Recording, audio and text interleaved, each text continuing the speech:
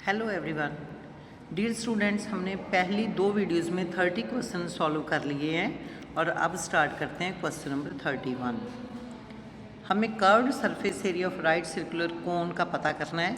Slant height दी हुई है 16 centimetre, meaning L का हमें पता है, और बेस डायमीटर जो है वो है 14 सेंटीमीटर।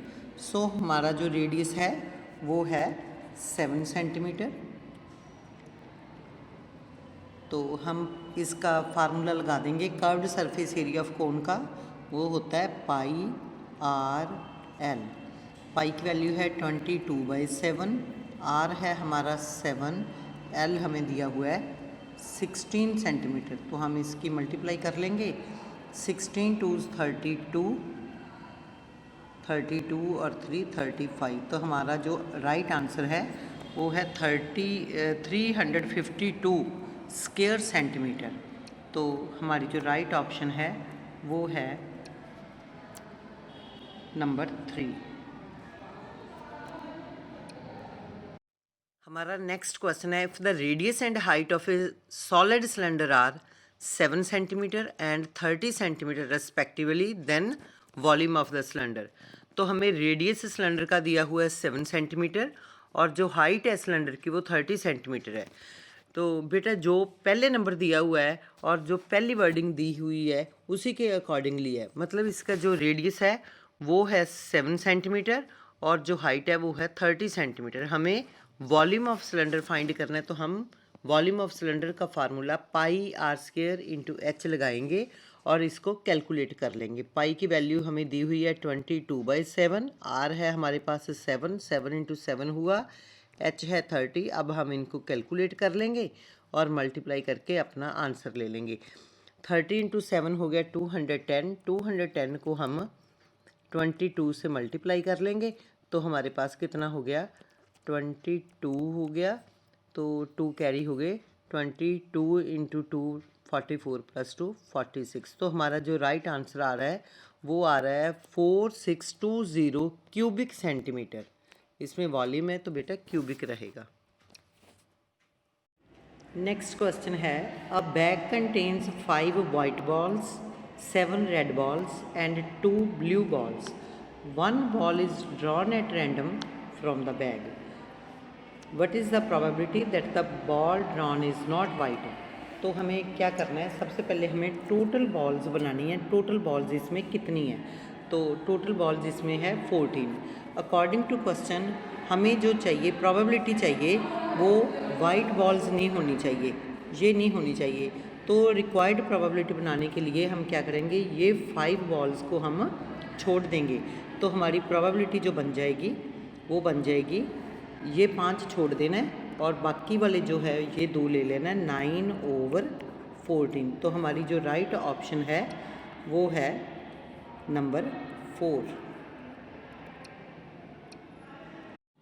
हमारा नेक्स्ट क्वेश्चन है, the angle between 2 radii of a circle is 140 degree, then the angle between tangents at the ends of the radii is. हमें ये दिया हुआ है एक सर्कल जिसमें हम क्या देखते हैं, ये 2 रेडियाई हैं ये वाले, इन दोनों के बीच का जो एंगल है वह 140 दिया हुआ है। तो हमें ये पूछा गया है कि ये जो टेंजेंट्स है सर्कल को लगाए हुए, तो इनके बीच का ये वाला एंगल कितना है ये हमें पता करना है। तो बेटा इसमें क्या करना है, जैसे हम जानते हैं कि मान लीजिए ये दोनों टेंजेंट्स है, पी ए और पी बी दोनों टेंजेंट्स है। तो radius and tangent are perpendicular to each other at point of contact. ये एंगल 90 हुआ, ऐसे ही एंगल बी भी 90 हो गया। तो ये क्वाड्रिलेटरल बन जाती है। या तो आप क्वाड्रिलेटरल का फार्मूला लगा सकते हो, तो भी इन 4 का ऐड जो है वो 360 होता है। या फिर आप सीधा ही कर सकते हो कि ये जो एंगल है सेंटर वाला और ये जो एंगल बिटवीन टेंजेंट्स है, इन दोनों का ऐड 180 होता है। मतलब 140 प्लस एंगल पी, इसका जो ऐड है वो 180 होना चाहिए। तो पी जो है दैट मस्ट बी 40 डिग्री। तो हमारी जो राइट ऑप्शन है वो है आंसर हमारा 1 नंबर।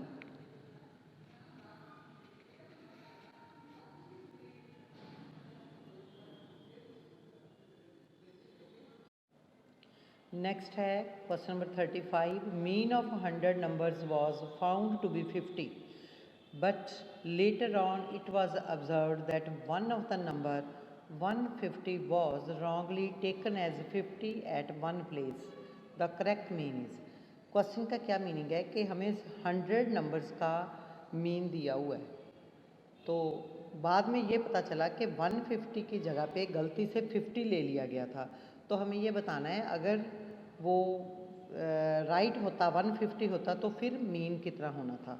इसके लिए हमने क्या करना, तो इसके लिए हम सबसे पहले क्या करेंगे, हमें जो मीन ऑफ 100 नंबर्स दिया हुआ है उसका हम 100 नंबर्स का टोटल बना लेंगे। टोटल बनाने के लिए हमें क्या करना है, 100 को 50 से मल्टीप्लाई करना है, ये 5000 हो गया। फिर इसका करेक्ट टोटल बनाना है क्योंकि गलती से 150 की जगह पे 50 ले लिया गया था। तो करेक्ट टोटल कैसे बनाएंगे, ये 5000 लेकर इसमें जो राइट नंबर था 150 इसको ऐड कर देंगे, जो गलती से लिया गया था 50 पहले उसको माइनस कर देंगे। तो इस तरह हमारा जो टोटल है वो हो जाएगा 50 100। तो राइट मीन निकालने के लिए फिर हम 50 100 को हमारे नंबर ऑफ ऑब्जर्वेशंस 100 थे इससे डिवाइड कर देंगे, तो हमारा जो राइट मीन है वो हो जाएगा 51। तो राइट ऑप्शन है नंबर 3। हमारा नेक्स्ट क्वेश्चन है, the vertices of a triangle are, 3 vertices हमें ट्राइंगल के दिए हुए हैं और हमें ट्राइंगल का एरिया फाइंड करना है। तो कोऑर्डिनेट ज्योमेट्री का क्वेश्चन है, इसको करने के लिए हमने क्या करना है, फार्मूला का यूज़ करेंगे। तो एरिया ऑफ ट्राइंगल फाइंड करने के लिए हम यूज़ करते हैं हाफ इंटू, ये जो कोऑर्डिनेट्स हैं मैंने लिख लिए हैं, पहला है 4 5, दूसरा है 1 3, तीसरा है 6 और 7। उसके बाद क्या करना है, जो सबसे ऊपर लिखा होता है उसको दोबारा से रिपीट करना है, वो मैंने 4 5 लिख दिया। अब एरिया ऑफ ट्राइंगल कैसे बनता है, और इन सभी का हमने मॉडुलस ले लेना है। मॉडुलस होता है एब्सोल्यूट वैल्यू। तो हम अब क्या करेंगे, ये हाफ जो है इसको ऐसे ही लिख लेना है और उसके बाद इनको मल्टीप्लाई करना है लेफ़्ट से राइट और इनको ऐड करते जाना है।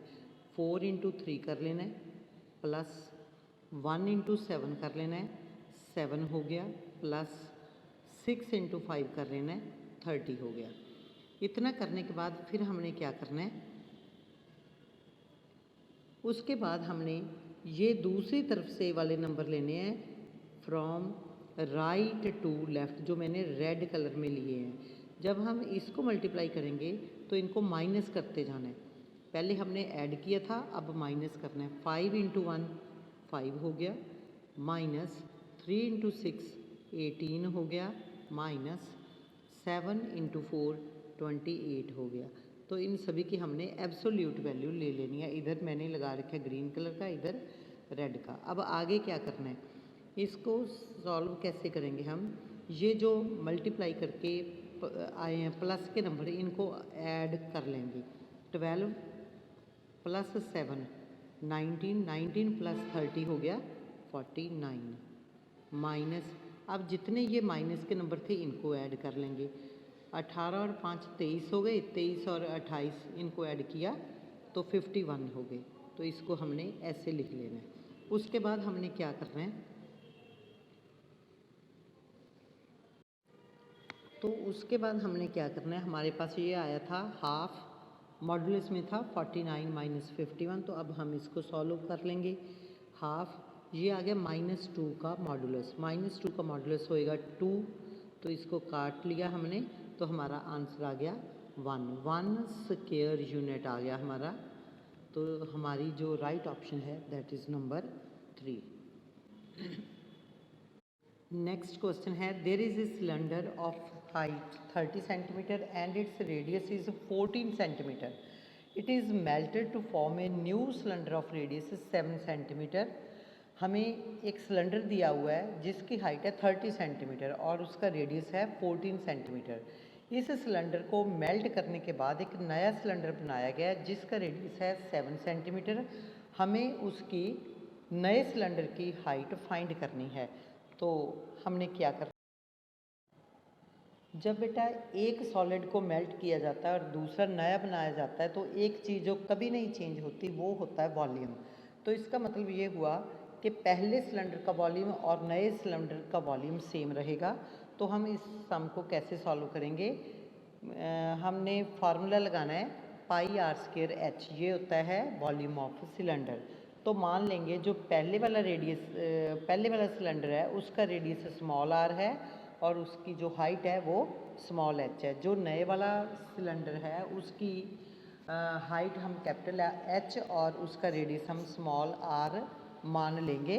तो फिर ऐसे अकॉर्डिंग टू क्वेश्चन क्या बन जाएगा कि वॉल्यूम ऑफ सिलेंडर जो है पाई आर स्क्वायर एच जो है that must be equal to pi capital R square H.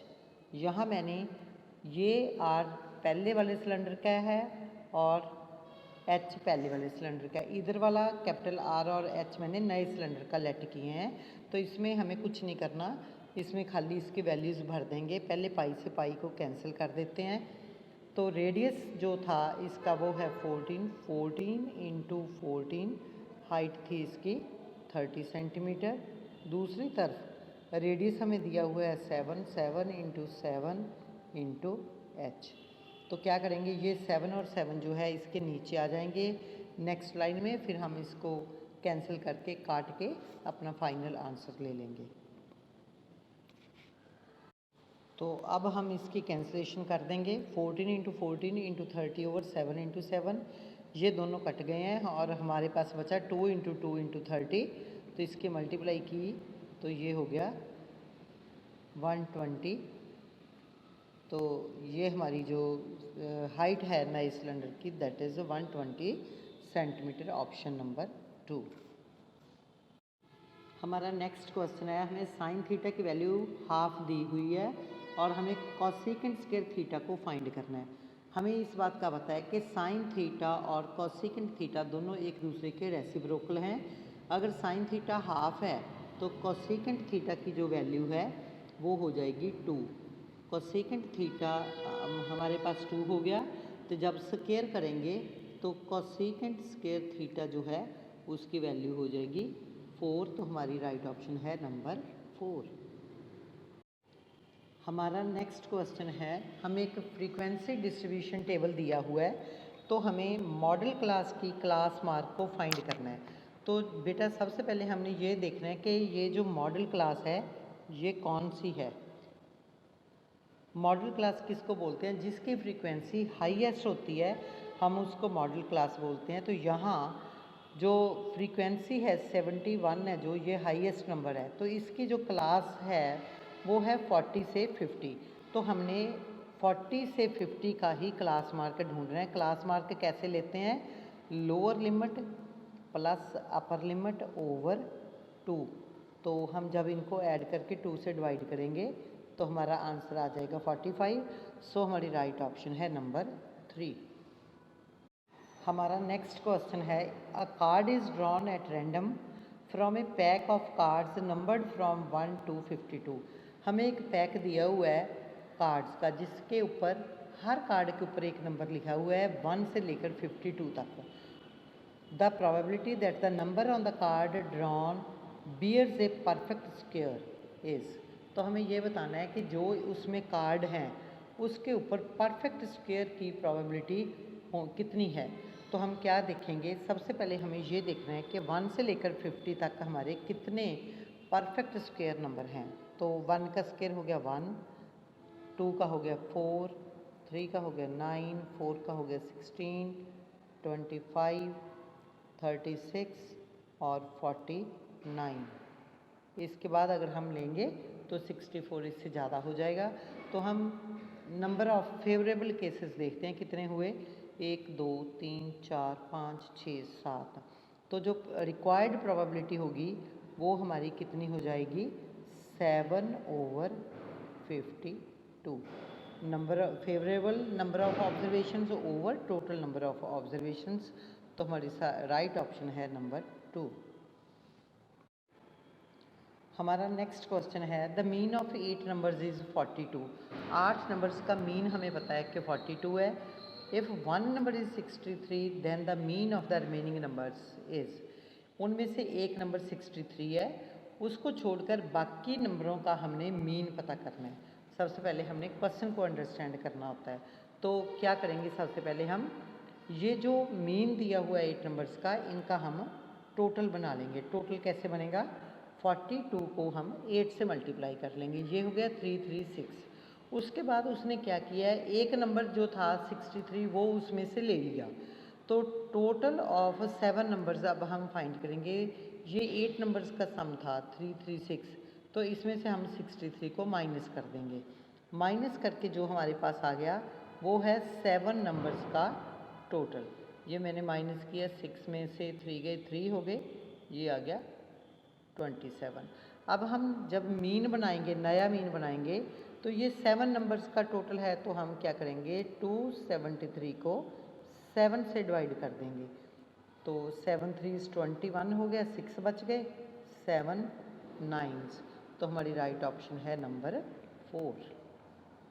Question number 42, following table gives the marks obtained by 80 students in a test. ये हमें 80 स्टूडेंट्स ने जो मार्क्स लिए उसका हमें एक टेबल दिया हुआ है और हमें मीडियन क्लास को फाइंड करना है। हमें ये 4 ऑप्शंस दी हुई हैं। तो हमने सबसे पहले क्या करना है, जब मीडियन क्लास फाइंड करते हैं तो सबसे पहले हमें कम्युलेटिव फ्रीक्वेंसी टेबल बनाना पड़ता है। तो उसके बाद हम मीडियन क्लास को डिसाइड करते हैं। तो कम्युलेटिव फ्रीक्वेंसी टेबल कैसे बनेगा, ये पहला 3 का 3 हो गया, फिर 3 + 9 12 हो गया, 12 + 15 27, 27 + 30 57, 57 + 18 75 और 75 + 5 80। तो ये हमारा कम्युलेटिव फ्रीक्वेंसी टेबल हो गया। जब हमने मीडियन लेना होता है तो हम क्या करते हैं, इसमें टोटल जो ऑब्जर्वेशन थे वो हैं 80। 80 को हमने 2 से डिवाइड किया तो हमारे पास आ गया 40। तो हम कम्युलेटिव फ्रीक्वेंसी टेबल में देखेंगे जस्ट नेक्स्ट टू 40 कौन सा नंबर है। तो जस्ट नेक्स्ट टू 40 जो है वो हमारा नंबर है 57। तो हम इसका ध्यान करेंगे। 57 जो है वो कौन सी क्लास में आ रहा है, 30 से 40। तो हमारा जो मीडियन क्लास है वो आएगा 30 से 40, नंबर 3। हमारा नेक्स्ट क्वेश्चन है, the quadratic polynomial whose zeros are 3 and 4। हमें 2 ज़ीरोज़ दी हुई हैं, एक 3 है दूसरी 4 है। इन दोनों के अकॉर्डिंगली हमने क्वाड्रेटिक पॉलिनोमियल फाइंड करना है। तो सबसे पहले हम क्या करेंगे, सम ऑफ ज़ीरोज़ और प्रोडक्ट ऑफ ज़ीरोज़ को फाइंड करेंगे। सम ऑफ ज़ीरोज़ जो है 3 + 4 that is 7, and product of zeros जो है P 3 × 4 12। इसके बाद हम क्वाड्रेटिक पॉलिनोमियल फाइंड करने का फार्मूला लगा लेंगे। वो क्या है, x² - sx + p। तो इसमें हम s और p की वैल्यू लगा देंगे। हमारा आंसर हो जाएगा x² - 7x + 12। तो हमारी राइट ऑप्शन है नंबर 1। हमारा नेक्स्ट क्वेश्चन है, nth term of an AP is 6n - 4। तो हमें ये इसकी nth टर्म दी हुई है और हमें इसका कॉमन डिफरेंस फाइंड करना है। तो बेटा एक औरली क्या कर सकते हो आप, सीधा सा काम क्या करना है, अगर आपके पास ये n वाली टर्म लीनियर में है, मतलब इसकी हाईएस्ट पावर 1 है, तो सीधा ही इसका जो कॉमन डिफरेंस होगा ना, वो n का कॉफिशेंट 6 होगा। n का कॉफिशेंट जितना भी n का कॉफिशेंट है वही आपका कॉमन डिफरेंस होगा। ये तो एक मेथड हो गया।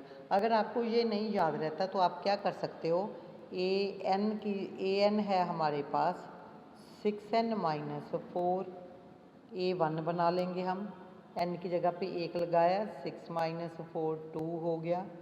तो ऐसे ही हम a2 बना लेंगे, 6 × 2 - 4 12 - 4 8 हो गया।